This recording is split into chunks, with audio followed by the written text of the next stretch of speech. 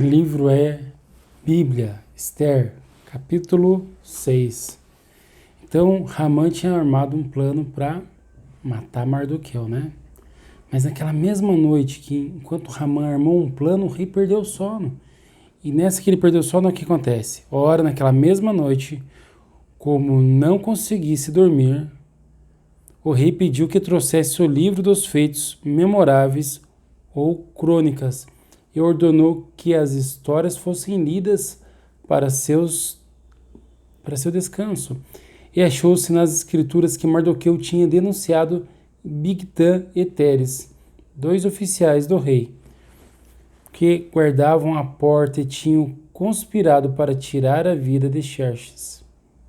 E o rei questionou: que honra e reconhecimento foram conferidos a Mardoqueu por esse feito? Os oficiais do rei que o serviam responderam: não foi feito nada até hoje. Então o rei indagou: quem está no pátio? Veja,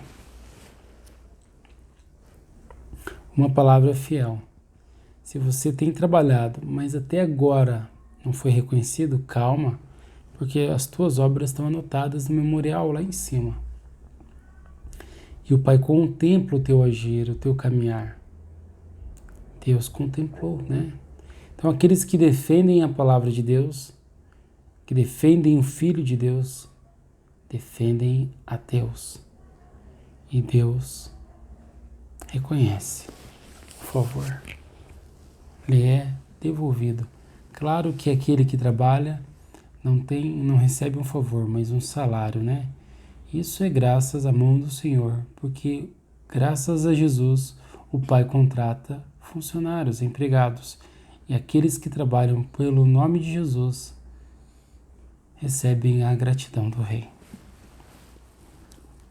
Então o rei indagou: quem está no pátio? Ora, esse era exatamente o momento em que Ramã chegava ao vestíbulo, isto é, no pátio exterior do Palácio Real, a fim de pedir ao rei que autorizasse a execução de Mardoqueu na forca que ele, Ramã, lhe havia preparado. E rapidamente os servos do rei lhe informaram: é Ramã que está no vestíbulo. Então o rei indagou que o fizessem entrar. Então o rei mandou que o fizessem entrar. Assim que Ramã entrou, o rei lhe perguntou: caro Ramã, o que se deve fazer a um homem a quem o rei tem alegria de honrar? Diante dessa questão, Ramã pensou consigo mesmo: ora, a quem o rei teria tanta satisfação de honrar, senão a mim? Então ele estava tão assim, né, que as coisas, Deus já havia conspirado contra ele, porque ele conspirava contra o servo de Deus. Por essa razão, deu a seguinte resposta ao rei: ao homem que o rei tem prazer de honrar, caberia bem que se lhe vestisse o manto real que o próprio rei tenha usado em grandes momentos e, inclusive, o cavalo que o rei costuma montar, e que se coloque sobre a cabeça uma réplica da coroa real. E mais, que tal ato envolva alguns dos mais ilustres príncipes do rei. Estes nobres cobrirão o homem a quem o rei deseja honrar com manto real e o conduzirão sobre sua montaria pelas ruas da cidade, proclamando diante dele em alta voz: eis como se trata o homem a quem o rei tem a satisfação de homenagear. Ao ouvir essa sugestão, ordenou prontamente o rei a Ramã: muito bem, toma, pois, depressa os trajes e o cavalo, exatamente como dissestes, e que se faça assim para com o judeu Mardoqueu, que está sentado à porta do palácio real. E lembra-te, não deixes de realizar absolutamente nada do que dissestes. Então Deus honra, né? Deus honra os seus, e o inimigo, o que traz a afronta, ele vê a vitória do servo fiel, entende? Ser fiel até a morte e dar-te-ei a coroa da vida é o que diz a palavra de Deus. É necessário então que ele cresça e que eu diminua, né? Que o nome do Senhor seja engrandecido e exaltado. E o rei os há de glorificar no tempo certo.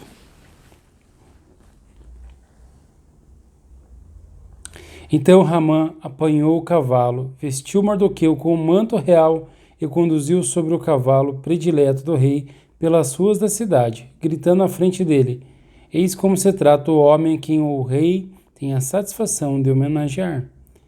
Depois desse evento, Mardoqueu retornou para a porta do palácio real, mas Ramã apressou-se em voltar para sua casa com a cabeça coberta e muito abatido.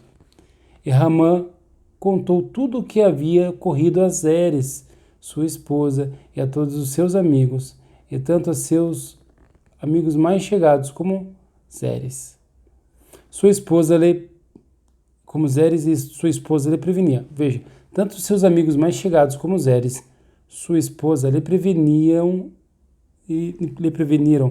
se este maior do que o diante do qual já começastes a cair é da linhagem dos judeus, não prevalecerás contra ele, mas com toda certeza a tua ruína está bem próxima. Enquanto este ainda conversava, eis que chegaram os oficiais do rei e se apresentaram em levar Ramã ao banquete que a rainha Ester havia organizado. Ramã não teve nem como fugir, né?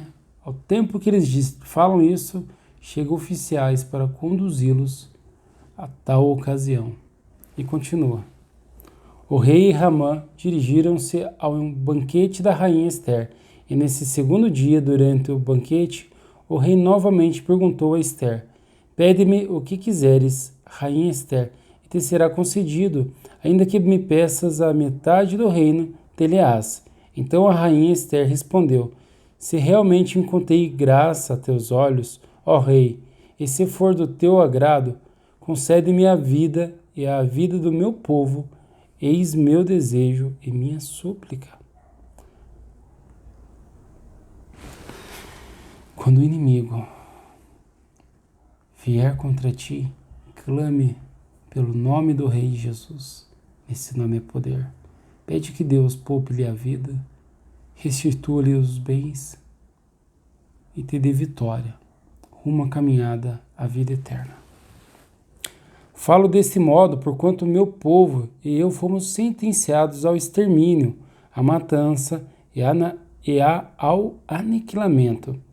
Se somente tivéssemos sido entregues como escravos e servas, eu ter-me-ia mantido em silêncio. No entanto, essa desgraça que se aproxima não irá compensar o prejuízo que dela resultará para o rei. Assim também Jesus não se agrada com a morte de nenhum pecador. Diante dessas palavras, o rei Xerxes indagou a rainha Ester: Quem é esse que ousa pensar em praticar o ato de tamanha abominação? E onde se encontra esse coração perverso? Então, aquela pessoa que, em vez de interceder para que as pessoas vivam, está contra, né? Ele está ali querendo que morram, inclusive, para que o seu nome seja exaltado e engrandecido. Mas não é assim, que o nome do Senhor seja exaltado, porque Ele é Senhor sobre todos e faz o trabalho, governa, age e reina. Então só um é exaltado acima de todos, que é Jesus Cristo. E esse nome, Jesus, o Senhor, é o menor ainda, pois é o mais humilde de todos. Então, importa que ele cresça, a sabedoria de Cristo seja honrada, exaltado, louvado, temido, e não o homem. Então, fica muito bem claro que o que se levanta contra o povo de Deus, contra o nome de Deus, trama contra o próprio coração. Respondeu Ester, o adversário e inimigo é Ramã, Então Ramã ficou aterrorizado diante do rei e da rainha.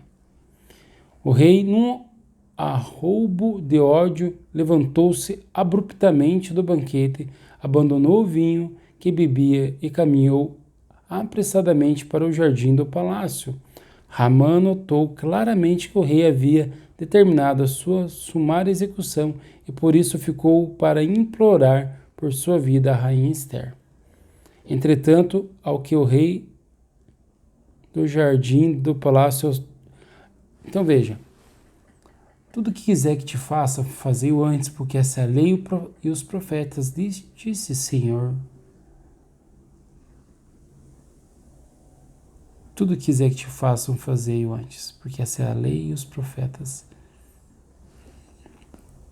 Entretanto, ao voltar o rei do jardim do palácio ao salão onde se realizava o banquete, viu Ramã debruçado sobre a diva em que se achava Esther. Então exclamou: serias tu nécios a ponto de tentar violentar a rainha da Pérsia na minha presença e dentro da minha própria casa?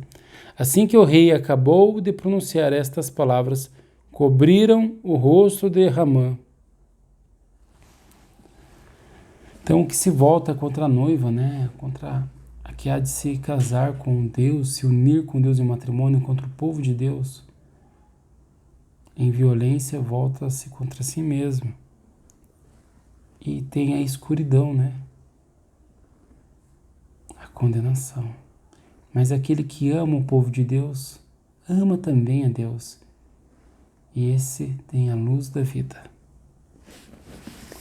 Nesse momento, Arboná, um dos eunucos oficiais que serviam diante do rei, mencionou ao rei: há uma forca de mais de 20 metros de altura, bem próximo à casa de Ramã, que ele próprio construiu para enforcar Mardoqueu, aquele que intercedeu pela vida do rei. Então o rei ordenou: portanto, enforcai-o nela agora mesmo. E eles enforcaram Ramã na forca que ele próprio havia preparado para Mardoqueu. Depois disso, o furor do rei se arrefeceu. Ou seja, Deus se ira, né? O Deus que é acima dos deuses, né? Aquele é o rei. Deus está irado com a perversidade, com a maldade.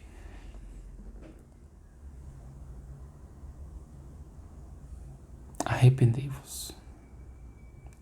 Em nome de Jesus. Amém.